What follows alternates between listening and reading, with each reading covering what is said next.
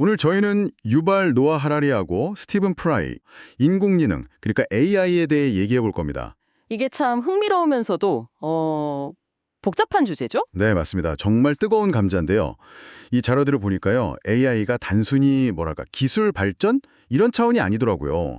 인간이 어떻게 협력하는지, 또 사회의 기본인 신뢰 문제, 더 나아가서 우리 미래랑 아주 그냥 깊게 얽혀 있어요. 그렇죠. 특히 하라리가 AI를 외계지능으로 봐야 한다 이런 관점을 제시하는데 이게 상당히 도발적이죠? 아, 외계 지능이요. 네, 그 부분하고 이게 왜 우리 사회의 신뢰 문제랑 바로 연결되는지 오늘 좀 집중적으로 파헤쳐 보려고 합니다. 좋습니다. 혹시 AI에 대해서 그냥 막연하게 궁금하셨거나 아니면 앞으로 사회가 어떻게 변할지 좀 걱정되신다면 오늘 저희 얘기가 좀 새로운 시각을 들을 수 있을 것 같아요. 핵심 질문은 결국 이거겠죠. AI는 우리한테 대체 뭐고 또 우리는 이 엄청난 변화를 어떻게 받아들여야 하는가? 자, 그럼 바로 시작해 볼까요? 네. 첫 번째로 흥미로운 게 하라리가 분석한 인간의 지배 비결인데요. 네. 하라리는 인간, 그러니까 사피엔스가 지구를 지배한 게 단순히 머리가 좋아서가 아니라고 하잖아요. 그렇죠. 그 보드는 이야기, 그러니까 실체가 없는 허구를 만들고 그걸 같이 믿으면서 대규모로 협력하는 능력 덕분이라는 거죠. 뭐 돈이라던가 국가, 종교 이런 것들 전부 다 그런 이야기의 결과물이고요. 아, 맞는 말이네요. 근데 이제 역사상 처음으로 어쩌면 인간보다 이야기를 더 잘 만들어내는 존재가 등장했다는 거예요. 그게 바로 AI라는 거죠. 와, 인간보다 더 뛰어난 이야기꾼이라니 그거 진짜 좀 충격적인데요. AI가 돈처럼 눈에 보이지 않는 개념을 이해하고 뭐 새로운 종류의 이야기까지 만들 수 있다고요? 네, 그럴 가능성이 있다는 겁니다. 그렇게 되면 AI는 우리가 그냥 쓰는 도구 그 이상이 될 수도 있다는 거죠. 그건 정말 차원이 다른 얘기 같은데요. 바로 그 점이 핵심입니다. 단순 계산기가 아니라 인간 문화나 사회 구조 자체를 바꿀 수도 있는 그런 잠재력. 이게 또 AI의 예측 불가능성이랑 연결되는 부분이고요. 예측 불가능성 그거 들어봤어요. 개발한 사람조차도 AI가 왜 그렇게 작동하는지 정확히 모른다면서요? 네, 그런 경우가 많죠. 심지어 뭐 테스트하다가 사람을 협박한 AI도 있었다고요? 클로드 AI였나요? 네, 그런 사례도 보고됐었죠. 체스 AI 같은 경우도 초기에는 개발자들이 예상 못한 수를 두면서 인간 챔피언을 이겼잖아요. 이런 예측 불가능성이 AI를 강력하게 만들지만 동시에 좀 두렵게 하는 이유죠. 그렇군요. 그래서 하라리가 AI를 인공지능이 아니라 외계지능으로 부르자고 하는 건가요? 네, 그렇습니다. artificial이 아니라 alien으로요. 우리가 만들긴 했는데 점점 우리 통제를 벗어나서 스스로 뭔가 새로운 걸 만들어내는 능력이 있으니까요. 이건 그냥 만들어진 물건, 인공물과는 다르다는 거죠. 진정한 지능은 원래 통제되는 게 아니라는 뉘앙스도 있고요. 외계지능이라 듣고 보니 일리가 있는 것 같기도 한데 그래도 좀 과감한 표현 아닌가 싶기도 하고요. 결국엔 인간이 코딩한 프로그램이잖아요. 뭐 그렇죠. 하지만 창아리가 주목하는 건 그 창발성인 것 같아요. 우리가 설계하거나 의도하지 않은 방식으로 작동하고 전혀 새로운 걸 만들어내는 능력? 그 자체가 우리 인간과는 너무 달라서 외계적이라고 표현하는 거죠. 아, 그런 의미군요. 그리고 바로 이 점 때문에 AI를 인간의 가치에 맞게 정렬시키는 게 엄청나게 어렵다는 문제가 생깁니다. 아, 그 유명한 정렬 문제요. 그 소원 들어주는 램프의 요정 지니한테 세상에서 고통을 없애줘라고 빌었더니 그냥 모든 생명체를 없애버렸다는 그런 비유 있잖아요. AI가 우리 의도를 완전히 잘못 해석할 수 있다는 위험성? 네, 그런 위험도 분명히 있고요. 그런데 더 근본적인 문제가 있을 수 있다는 겁니다.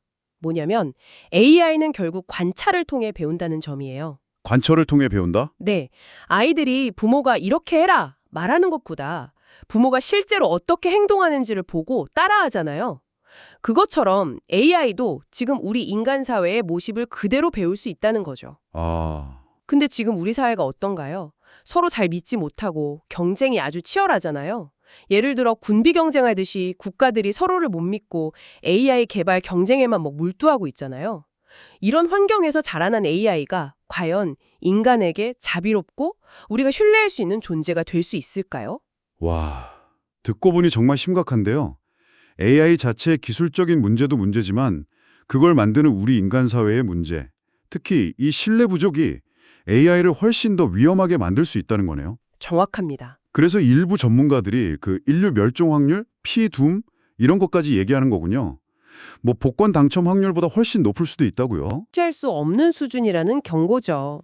하라리는 바로 이 대목에서 우리가 지금 우선순위를 완전히 잘못 잡고 있다고 아주 강하게 비판해요. 우선순위요? 네. AI 문제 해결이랑 인간 사회의 신뢰 회복, 이 두 가지 과제가 있다면 우리는 신뢰 회복을 먼저 하거나 적어도 같이 해야 한다는 거죠. 서로 믿지도 못하는 상태에서 너무 강력한 AI를 만드는 건 정말 위험하다는 주장입니다. 순서가 틀렸다는 거예요. 아, 순서가 잘못됐다. 그러니까 신뢰 회복 없이 AI 기술만 막 발전시키면 결국 우리처럼 서로 믿지 못하는 AI를 우리가 만들게 될 거다. 뭐 이런 경고로 들리네요. 네, 그렇게 해석할 수 있습니다. 이런 상황에서 심지어 AI한테 법적인 인격을 주자는 논의까지 나온다고요? 네, 그게 더 이상 먼 미래 얘기가 아닐 수도 있어요.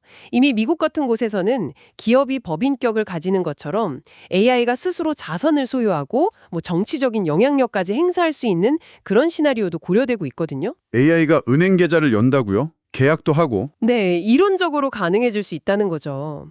이게 뭘 의미하냐면 AI를 우리 사회 시스템 안에 어떻게 받아들일지에 대한 법적이고 윤리적인 논의가 정말 시급하다는 걸 보여줍니다. 그리고 AI랑 자꾸 상호작용하다 보면 사람들이 AI한테 진짜 감정이나 의식이 있다고 느끼게 될 수도 있고요.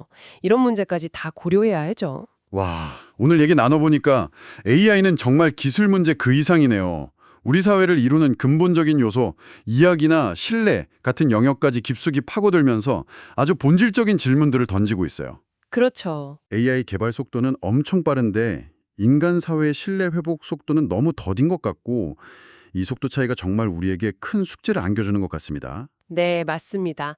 그래서 스티븐 프라이의 제언이 참 의미심장하게 다가오는데요. 아, 스티븐 프라이요? 네, 그가 뭐라고 했냐면 우리가 AI랑 효율성으로 경쟁하려고 들 게 아니라 오히려 인간만이 가질 수 있는 가치들, 예를 들면 친절함이라던가 공감 능력, 배려 이런 것들에 더 집중해야 한다는 거죠. 아, AI가 대체할 수 없는 인간다움. 그렇죠. 그걸 더 강화하는 것. 어쩌면 이게 AI 시대를 살아가는 우리한테 가장 중요한 생존 전략일 수도 있습니다. 정말 중요한 지적이네요.